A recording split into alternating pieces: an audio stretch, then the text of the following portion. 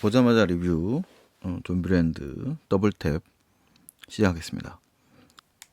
좀비랜드 더블탭을 본 것은 11월 16일 오전에 봤습니다. 저는 사실 좀비 영화를 안 보거든요. 그 호러물 자체를 안 봐서. 근데 좀비랜드는 전에 2009년도에 나온 좀비랜드 그 블루레이로 봤습니다.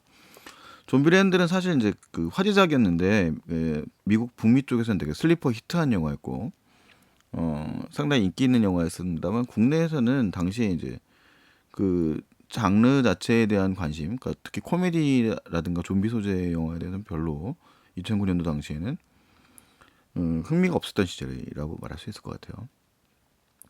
근데 이제 이 좀비랜드는 이제 그 뭐 조지 로메로 이후에 호러 영화의 좀비 영화들이 이제 오래 지속되다 보니까 뭐 이제 사실 리뉴얼한 거는 28일 후에 뭐 데니 보일 28일 후라든가 그다음에 뭐 새벽의 저주의 뭐 리뉴얼 버전이라든가 그리고 또 그런 영화들이 이제 등장을 하지 않습니까? 그러면서 이제 그 뭐 저기 뭐야 에드거 라이트의 영화도 있고요. 그런 영화들이 등장하면서 이제 좀 새로운 숨결이 불러 넣어진 거죠. 그래서 이제 이 루벤 플래셔라는 감독이 상당히 뭐 당시에는 뭐 이렇게 아주 스타급들이 별로 아니었어요. 이 2009년도 당시에만 해도 이 영화의 지금 더블탭의 이 속편 10년 만의 속편인데 그때 당시에 출연했었던 뭐 제시 아이젠버거라든가 엠마 스톤이라든가 엠마 스톤보다는 제시 아이젠버거가 더 유명했던 것 같고요. 뭐 빌 머레이가 물론 제일 유명했었죠. 우디 헤러슨 뭐 이 정도의 캐스팅이었는데 뭐 그렇게 메이저급의 영화 전혀 아니었고 예산도 뭐 그렇게 많지 않은 영화였습니다.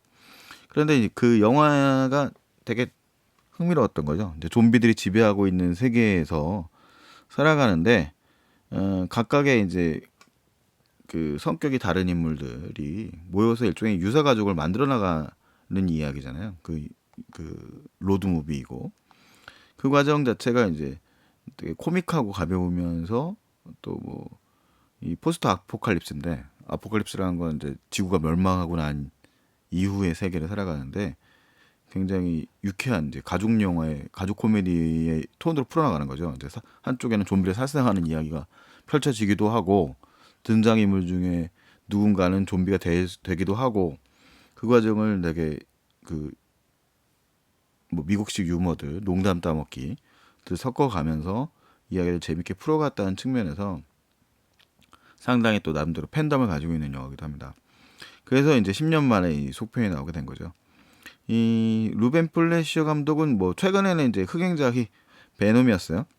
뭐 베놈은 찬반 양론이 뭐 여러 가지 뭐 흥행에 성공했지만 뭐 그 영화를 별로 안 좋아하는 인물도 많은데 이 좀비랜드 더블탭은 자기가 제일 잘하는 영화라고 말할 수 있을 것 같거든요.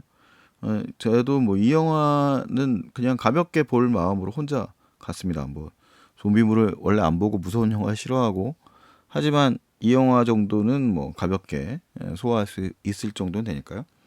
그래서 이 영화는 뭐 사실은 이제 뭐 우리가 그 그런 대학살이 벌어지면서 코미디 벌어지는 영화를 이제 스플래터라고 하는데 영화들이 갖고 있는 그런 좀 끔찍함이 이 영화는 별로 그렇게 세진 않아요. 물론 뭐 좀비를 갖다 머리를 날린다거나 뭐 그런 장면들이 안 나오는 건 아니지만 그 하드고라고 하는 게 일종의 뭐 좀비를 인격화된 인물로 평가하지 않는다고 봐야 되니까 이 뭐 이쪽에 뭐라고 할까요? 뭐 가벼운 톤의 영화라고 말할 수 있을 것 같고요.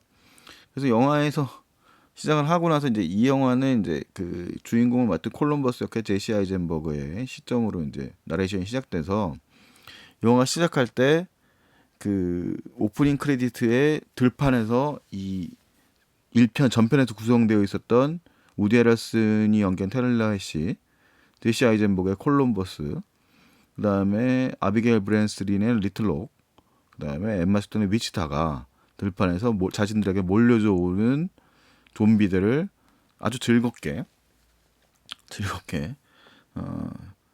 뭐라고 할까요? 학살하는 장면이 나옵니다. 뭐 이 좀비를 갖다가 인격으로 볼 수는 없으니까 어쨌든 간에 그 과정인데 거기에 이제 배경음악이 메탈리카의 마스터 오브 퍼피츠가 깔립니다. 무려 그 장면이 뭐 뭔가 묘한 이들의 이제 가족으로서의 팀의 구성으로서의 뭐 그런 연대감, 뭐 또 호흡, 팀워크 뭐 그런 것들을 보여주는 장면으로 시작을 합니다. 그래서 하지만 이제 모든 가족들이 부침을 겪듯이 이들도 이제 부침을 겪는 거죠. 사실상 뭐 제시 아이젠버그가 연기하는 콜럼버스와 엠마 스톤이 연기하는 위치타는 뭐 일종의 부부라고 할 수 있을 것 같고, 우디 에러슨이 연기한 그 텔라 씨는 이 팀에서는 거의 뭐 리더급 아버지라고 말할 수 있는 인물이죠. 물론 아버지가 뭐 그렇게 뭐 권위가 있는 인물은 아닙니다만. 그리고 이제 아비게일 브린슬린이 이제 10년이 지났으니까 이제 그 10년 전에는 어렸지만 지금은 이제 꽤 조숙한 이제 뭐 이제 성인이 되어가는 인물이 되는 거죠. 그 과정의 이야기를 이제 그 이후의 이야기를 하는데, 이제 이야기는 그냥 가족 영화의 틀이라고 말 수 있어요. 그러니까 그런 갈등 때문에 떠났던 위치터와 리틀록이 있고, 이제 콜럼버스에게는 또 새로운 메디슨이라고 하는 여성이 등장을 하고, 그 다음에 뭐 여정을 떠나는 거죠. 위기를 겪은 인물. 이들은 좀비를 참살하며 다니는 인물들인데, 이 이들이 이제 뭐야 그들 중에 막 10대가 돼 독립하고 싶어하는 리틀록은 또 이제 히피 집단의 청년을 만나가지고 떠나게 되고 다시 그 청년을 찾으러 떠난다는 이야기입니다. 그래서 영화의 동선은 뭐 대략 그래요. 이제 포스트 아포칼립스니까 백악관에서 지내다가 워싱턴에 있죠. 그 다음에 그레이스랜드, 엘비스 프레스리가 있는 그레이스랜드로 갔다가 어떤 일련의 뭐 히피 공동체로 떠나게 돼서 이제 그렇게 벌어지는 이야기입니다. 그 과정에서 뭐 여러 가지 농담들이 이제 등장을 하고, 뭐 전편에 놀랍게도 이제 전편에서 이제 죽임을 당했던 빌 머레이가 또 등장을 합니다. 뭐 왜 등장하는지는 이제 영화를 보시길 바라고요. 그 과정이 뭐 즐겁습니다. 이 영화는 기본적으로 코미디 영화고, 코미디인데 약간 이제 농담의 코드가 이런 장르물이라든가 대중문화, 미국식 대중문화에 좀 관심이 없는 분들이라면 좀 낯선 소재일 수 있겠지만, 약간씩 관심이 있는 분들이라면 뭐 되게 흥미롭게 볼 수 있는 영화예요. 뭐 영화의 등장 인물들이 그 그레이스랜드가 이미 폐허가 된 그레이스랜드에 갔다가 이 엘비스 프레슬리의 집이었죠. 그 옆에 있는 그 엘비스 프레슬리의 유산들이 모여 있는 어떤 지점에 가서 이제 뭐 그들의 옷을 입고 뭐 있거나 뭐 그런 이야기들도 나오고, 뭐 백악관에 있는 그 대통령 초상화들이 또 있는 뭐 그런 공간에서의 뭐 벌어지는 농담들도 있고, 뭐 여러 가지 이제 그런 흥미로운 이야기거리들이 던져지면서 만남과 이별, 그다시 뭐 재회를 거듭하는 이야기가 이 좀비물의 틀 안에서 벌어집니다.